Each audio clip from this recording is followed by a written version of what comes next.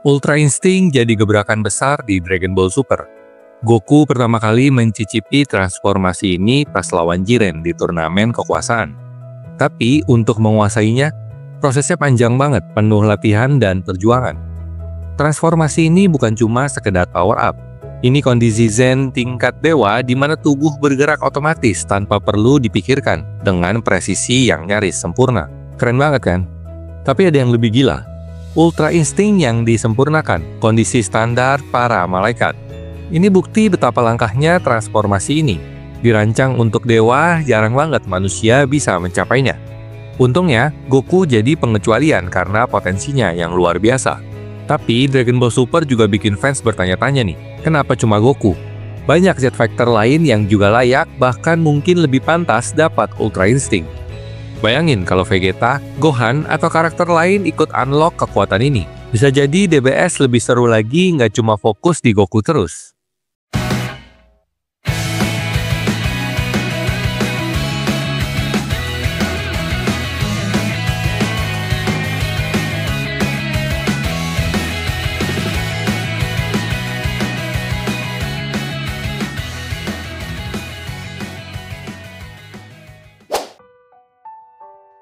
Master Roshi, siapa sih yang nggak kenal?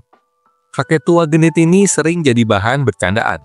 Tapi jangan salah, dia salah satu petarung bela diri paling legendaris di dunia Dragon Ball. Ingat, Roshi lah yang mengajarkan Goku dasar-dasar bertarung, termasuk jurus andalannya, Kamehameha. Meski usianya udah lebih dari seabad, Roshi masih bisa berubah jadi raksasa otot dalam mode max power-nya. Nah, momen epic Roshi terjadi di Dragon Ball Super pas turnamen kekuasaan. Kalian pasti nggak nyangka, tapi Roshi sempat mengaktifkan Ultra Instinct Sign. Yap, dia secara naluriah menghindari serangan brutal Jiren, walau ya, serangannya sendiri belum secepat itu. Tapi ini bukti kalau Roshi punya dasar untuk Ultra Instinct. Bayangin aja, orang yang udah berlatih seni bela diri hampir seabad punya peluang besar menguasai kekuatan dewa ini. Sayangnya, setelah turnamen, Roshi nggak terlalu disorot lagi. Tapi siapa tahu, mungkin diam-diam dia lagi eksperimen dengan Ultra Instinct buat jadi senjata rahasianya. Kalau berhasil, kakek genit ini bakal balik jadi ancaman besar.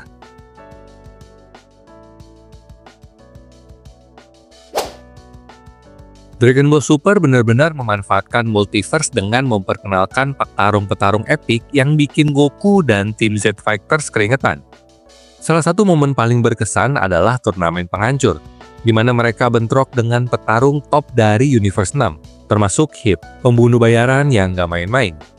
Dengan teknik time skip-nya yang licik, Hit bisa melompati waktu sepersekian detik, bikin musuh kebingungan dan langsung menyingkirkannya. Bahkan Vegeta tumbang dengan mudah. Tapi Goku, dia selalu punya cara. Dengan Blue Kaioken-nya, dia berhasil menemukan celah di strategi Hit dan mengubah permainan. Tapi, yuk kita ngomong serius. Kemampuan Hit yang fokus, intuisi gila-gilaan, dan skill tempurnya jelas bikin dia kandidat sempurna untuk Ultra Instinct. Bayangin, musuhnya aja udah kesusahan lawan time skip, gimana kalau ditambah insting ilahi? Kalau ini sampai terjadi, Champa pasti bakal sombong setengah mati. Punya pengguna Ultra Instinct di timnya bakal bikin Berus panas dingin. Hit dengan kekuatan dewa, siap-siap aja Chaos Multiverse.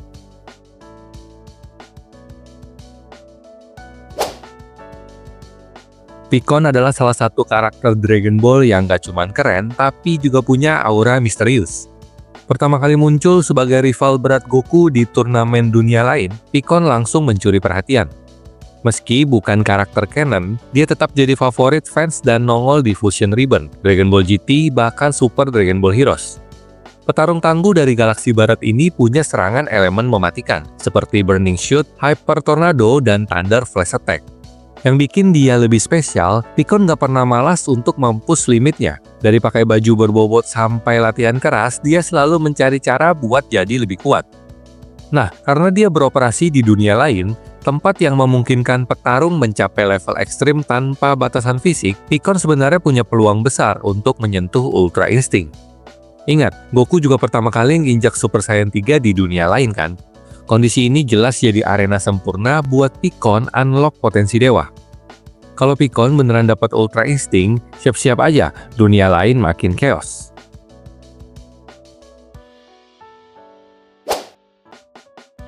Universe 6 memperkenalkan 3 Saiyan keren, Caulifla, Kel, dan Kaba, yang jadi wakil di turnamen kekuasaan. Awalnya, mereka nggak tahu apa-apa soal Super Saiyan. Tapi begitu ketemu Universe 7, mereka langsung berkembang pesat. Bahkan lebih cepat dari Saiyan biasa berkat jumlah S-Cell mereka yang lebih tinggi. Dari trio ini, Caulifla jelas yang paling berbakat. Dia lompat ke Super Saiyan 2 dengan mudah dan hampir tembus Super Saiyan 3 dalam waktu singkat. Caulifla punya semangat luar biasa buat ngejar kekuatan. Dia bahkan sempat ngelawan Goku yang mudah pakai Ultra Instinct saat turnamen kekuasaan. Bisa jadi, pengalaman itu bikin dia penasaran dan makin ngotot buat unlock kemampuan itu sendiri. Kalau Caulifla dapat Ultra Instinct, terus Kel si Super Saiyan legendaris unlock Ultra Ego, bayangin betapa epicnya tim mereka melawan Goku dan Vegeta. Bisa-bisa Goku sendiri malah turun tangan buat ngelatih mereka. Siapa yang nggak ingat momen epic ketika Future Trunks muncul, berubah jadi Super Saiyan dan langsung menghabisi Frieza sama King Cold tanpa kesulitan? Meski populer banget, Trunks dari masa depan ini sebenarnya cuma muncul di 2 cerita besar, Cell Saga di Dragon Ball Z dan Future Trunks Saga di Dragon Ball Super. Tapi setiap kemunculannya selalu meninggalkan kesan mendalam. Hidup di dunia apokaliptik yang penuh tragedi nggak bikin Trunks menyerah. Dia terus tumbuh lebih kuat, bahkan mampu menandingi kekuatan Super Saiyan Blue Goku dan Vegeta. Trunks membawa Super Saiyan Rage ke level baru dengan menggabungkan kekuatan Spirit Bomb di pedangnya, menciptakan pedang harapan. Dengan itu, dia berhasil menebas Zamasu yang kelihatan tak terkalahkan. Meski Super Saiyan Rage dan Ultra Instinct punya vibe yang beda, emosi melawan ketenangan, bukan berarti Trunks nggak mampu. Dengan tekad baja dan kecerdasannya, siapa tahu dia bisa unlock Ultra Instinct suatu hari nanti. Kalau itu terjadi, musuh bakal nggak punya harapan. Krillin sering dianggap sebelah mata. Sebagai manusia biasa di tengah para dewa dan Saiyan, dia jarang banget dapat sorotan besar. Tapi justru itulah yang bikin prestasi Krillin jadi luar biasa. Bayangin aja, dia menciptakan Destructo Disc, salah satu teknik paling mematikan dan gak pernah mundur meski musuh jauh lebih kuat. Dari turnamen kekuasaan sampai pertarungan lawan Cell Max, Krillin selalu jadi pemain kunci yang gak bisa dianggap remeh. Sayangnya, Dragon Ball Super lebih sering menempatkannya sebagai pendukung daripada pahlawan utama. Tapi, tahukah kamu? Ultra Instinct sebenarnya nggak cuma buat dewa atau Saiyan. Siapa aja bisa menguasainya dan kalau ada momen di mana Krillin meng-unlock ini, itu bakal jadi game changer. Bayangin dia dan Goku beraksi bareng dalam mode Ultra Instinct. Epic kan? Dengan dukungan orang-orang terdekat seperti Android 18, Krillin punya semua alasan untuk melampaui batasannya. Mungkin melihat kekuatan Gohan Beast bisa jadi pemicu yang membuat Krillin sadar. Dia juga bisa jadi pahlawan utama sekali lagi.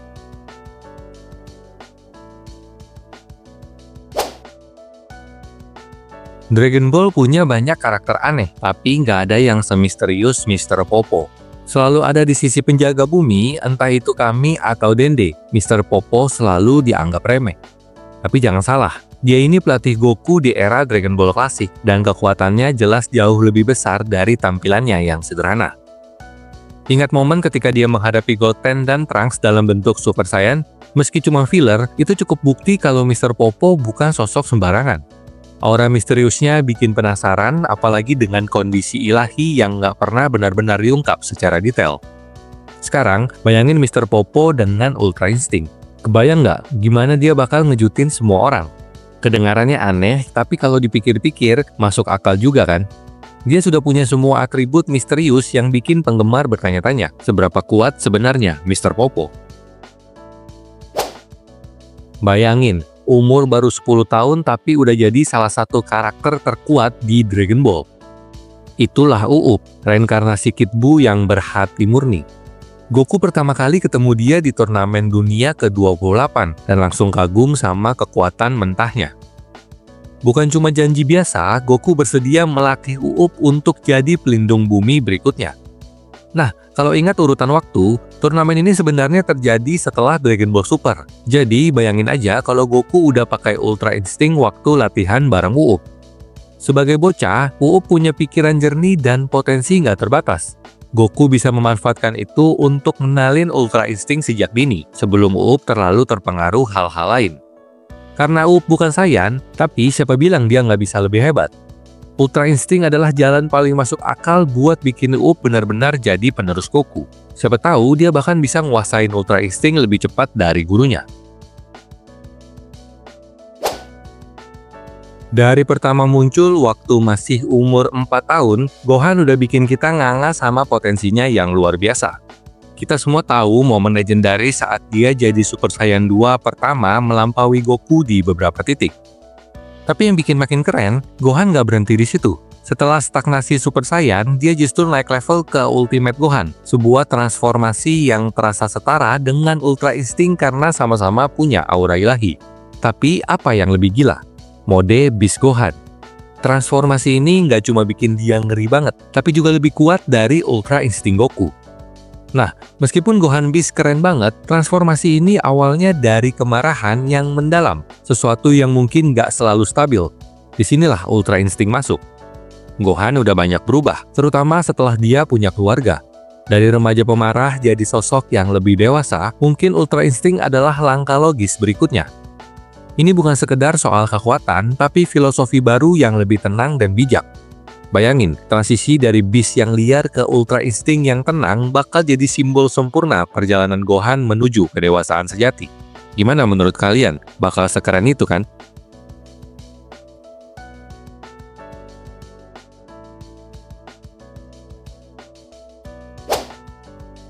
Dragon Ball Super sudah melesat jauh banget.